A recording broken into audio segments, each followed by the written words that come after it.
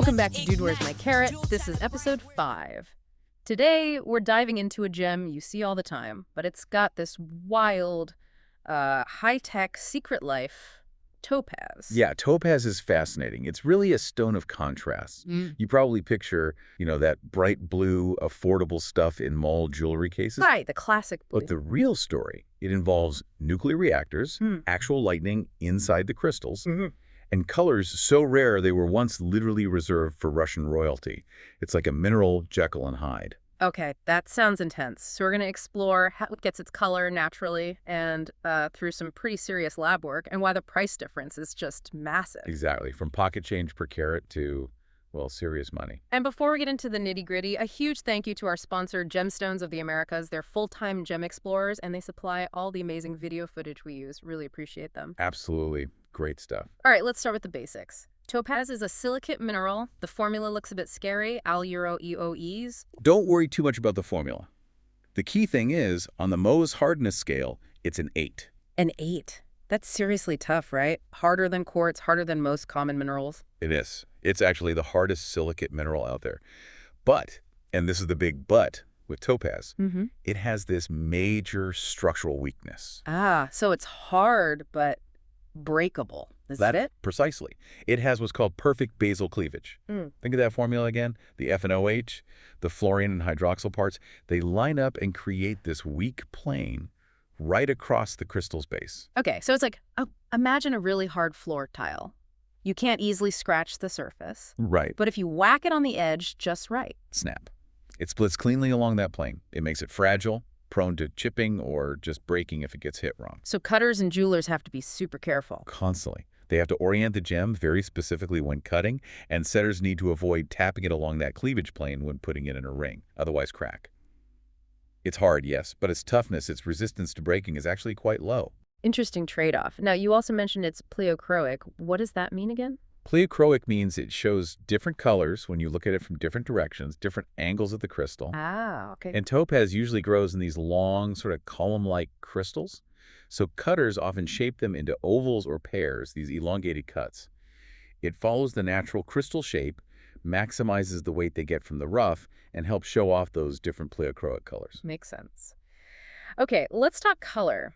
This seems to be where topaz gets really complicated. It really is. Topaz is what we call allochromatic. Yeah. Which basically means its color isn't built into its basic chemical formula. Pure topaz, it's actually colorless, white. Colorless. But we see yellow, brown, blue. Exactly. All those colors come from tiny, tiny imperfections, either trace elements swapping in, like chromium replacing some aluminum atoms, or defects in the crystal structure itself. Wow. So atomic level mistakes are the difference between a plain, clear stone and something potentially valuable. Pretty much. Naturally, you find topaz that's colorless, yellow, orange, brown, sometimes green or blue, but that's rare in nature. And the really sought-after natural ones are? The yellow to brown range, which people often call sherry topaz, and especially the pinks, reds, and purples. Those are the natural superstars. Which brings us to Imperial topaz. What's the story there? Sounds very grand. It has a grand history. The name is linked to the really prized colors. Golden orange, reddish orange, pink. It goes back to 19th century Russia. The czars. Yep. The story goes that the beautiful pink topaz found in the Ural Mountains was so rare and valued, it was restricted. Supposedly, only the Tsar's family and maybe people they gifted it to could own it. Huh. Talk about building a brand. So does that Imperial label still mean something today, value-wise? Oh, absolutely. Compared to the blue stuff, it's in a different universe. Yeah. The best pinks or reds can fetch, up to $3,500 a carat, even for smaller fine stones. Wow, $3,500 a carat. Why so much? Scarcity, mainly. And source. Almost all the finest Imperial topaz today comes from just one area. Ouro Preto in Brazil. It's basically one specific spot dictating the price for this luxury gem worldwide. Okay, so Imperial topaz is the rare, royal, naturally colored one. Then there's the blue. You walk into any jewelry store, it's everywhere, and it's cheap, like $6 to $50 a carat. Right. But you're saying almost none of that blue is natural. That's the big twist. Technology completely changed the game for blue topaz. There are literally hundreds of thousands of carats of nice-looking blue topaz out there now, almost all thanks to treating common, colorless rough stones. So how do they do that? How do you turn a plain, clear rock into that vivid blue? It's usually a two-step process. actually rediscovered somewhat by accident back in the 70s. First, you take the colorless topaz and you irradiate it. Irradiate, like with radiation. Exactly, hit it with radiation. This messes with the crystal structure, creates these atomic defects, and that usually turns the stone brown.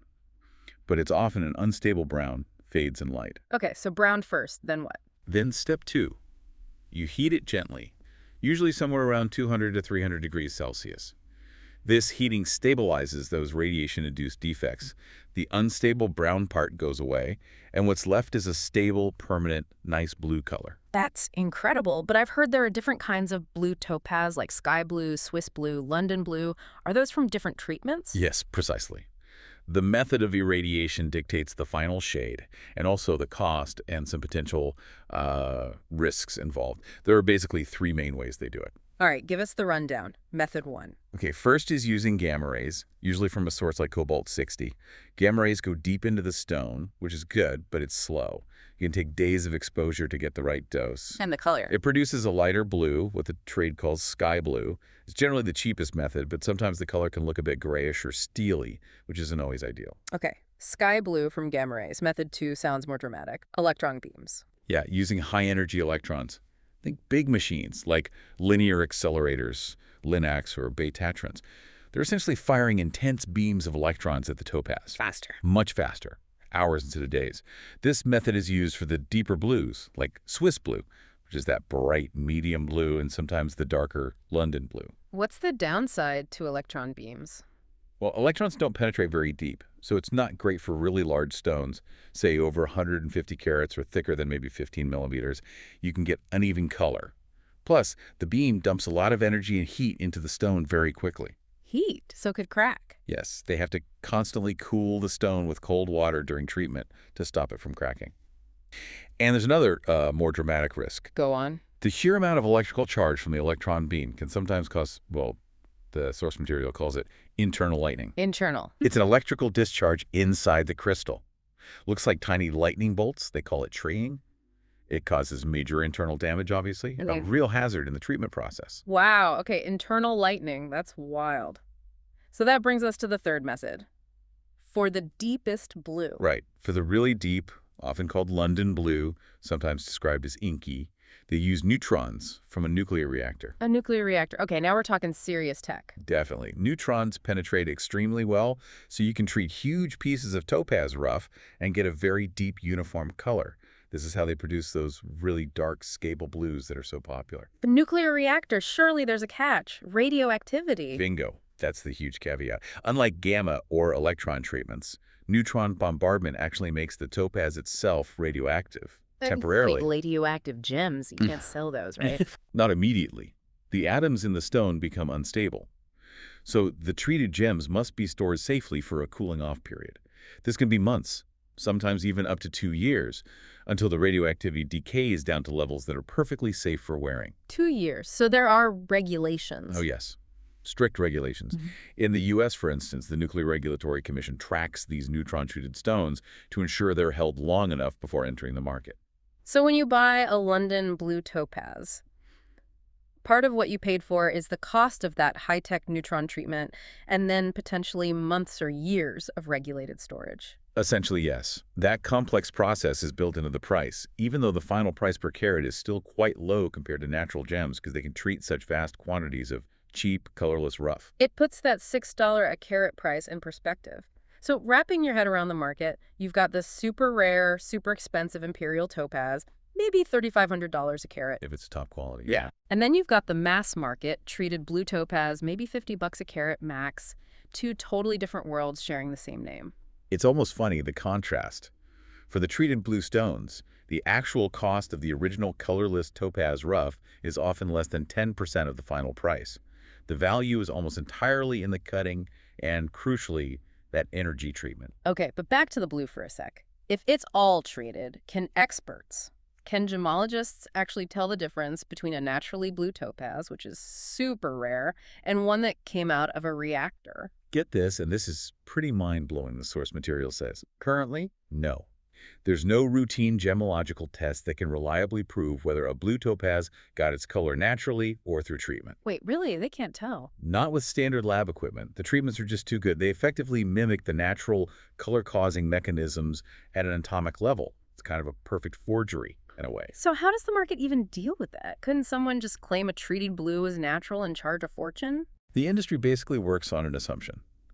Unless a blue topaz has rock-solid, documented proof of being natural, often meaning it was mined and known before these treatments became widespread decades ago, it's just assumed to be treated. Ah, guilty until proven innocent. Pretty much. The supply of truly natural, intensely blue topaz is so incredibly tiny that it's almost irrelevant to the modern market. Treatment created the market we see today.